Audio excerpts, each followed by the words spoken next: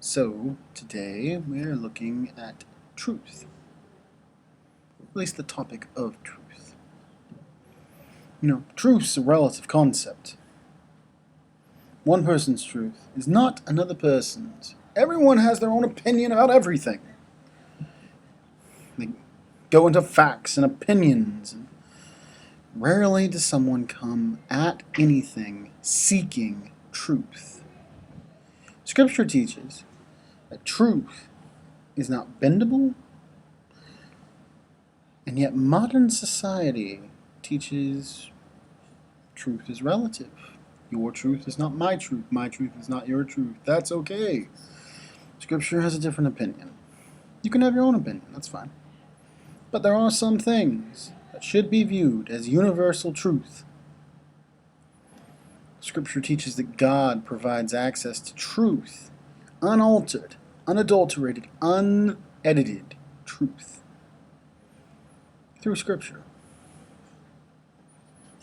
Yet, for most people, that level of truth is seen as an opinion. See, you have a choice, a profound choice, to see what sort of truth you want to embrace, what sort of truth you're after, and which truth you let become your master. The type of truth you embrace, relative truth or absolute truth, will begin to define the way you think, defines the way you act, determines your character, determines your essence of being, what kind of person you are. John 8:32 says, truth will set you free. You don't need me to explain what's truth. When you do something untruthful, you know you've done it. You know you're operating outside of truth or integrity or honor. You're all on your way to being adults. You need to understand how to use truth and how to gather truth. When you encounter truth, you know it, you feel it. Truth can be a sword you can use against others. It is a weapon. Truth is powerful, but it also is a very effective shield. Because when someone levels charges against you, it's easy to dismiss if you're known as a truthful person.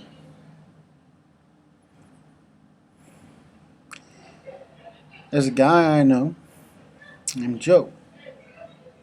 And if Joe says, hey, that's what happened, well, that's probably what happened.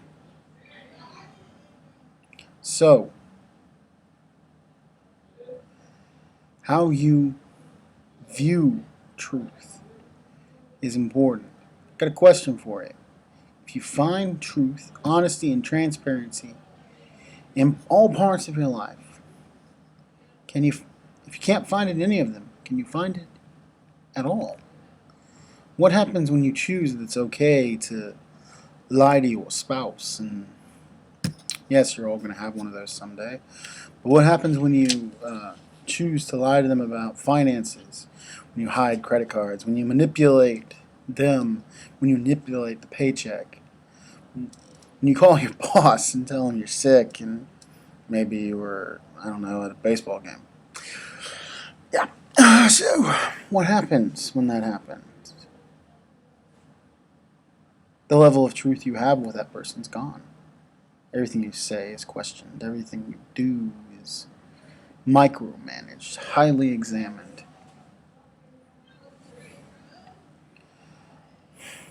The greatest voices that have the capacity to change the world are those who speak with integrity.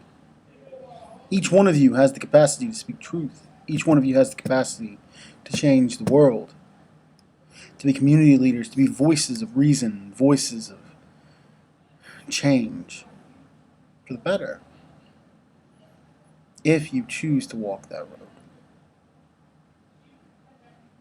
If you choose. Proper biblical truth comes with reality. There's right and there's wrong. good, there's bad. Evil and the profoundly opposite of evil. Righteousness is the pursuit of reflecting truth. So by now you're starting to get into tests and quizzes, and some of you have already taken some tests with me. I know you loved those.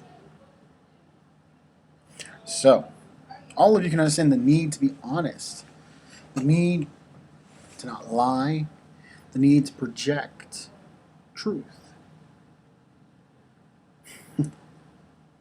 I remember my grandfather.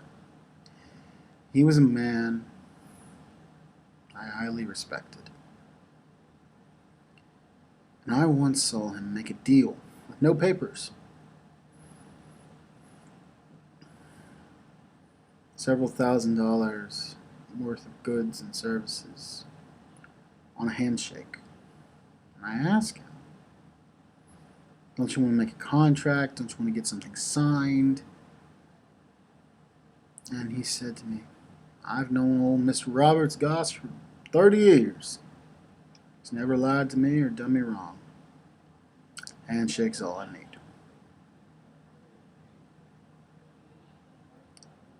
I want that to be part of my legacy, and I would think you would want that to be part of your legacy. That when my voice speaks, people listen. That my voice is heard. That what I have to say matters because my word matters. My deeds matter.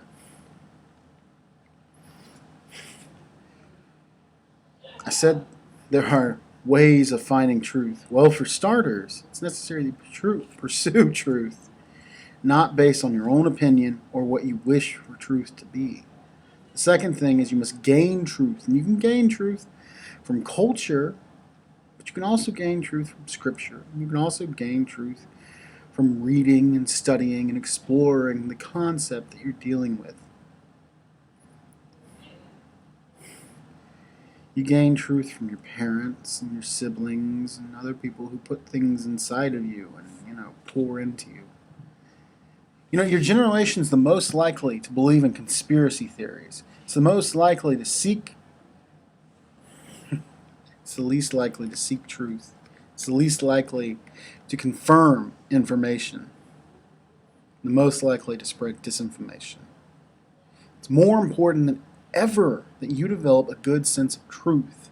It's more important than ever that what comes from you, what comes out of your mouth, is solid, is stable, is firmly grounded in truth. And it can't be the truth of the world because that truth changes with the wind. You need unchanging, unquestionable truth, righteous, universally understood truth. You need truth to descend from God and thus shape all aspects of your understanding of truth based upon that.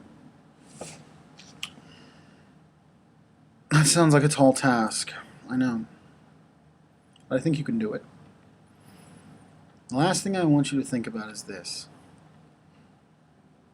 In an age of social media, it's easy to take up bad habits. When you think you know what truth is, you tell other people you're right, and others are wrong. Resist that urge. It doesn't lead anywhere. It gains you nothing. It's not profitable. You just end up arguing. There's a famous thinker, philosopher, who said that those who have renounced reason, arguing with them is like administering medicine to the dead. It does absolutely no good. Mike. Ugh, bloody radio. Turned off. So, Scripture, on the other hand, says, even a fool remains wise when they appear silent. Translate that to search for truth. Explore biblical truth. Be slow to think you understand things. Quick to listen. And consider what your legacy is. What sort of future you have. And what sort of truth you're willing to offer the world.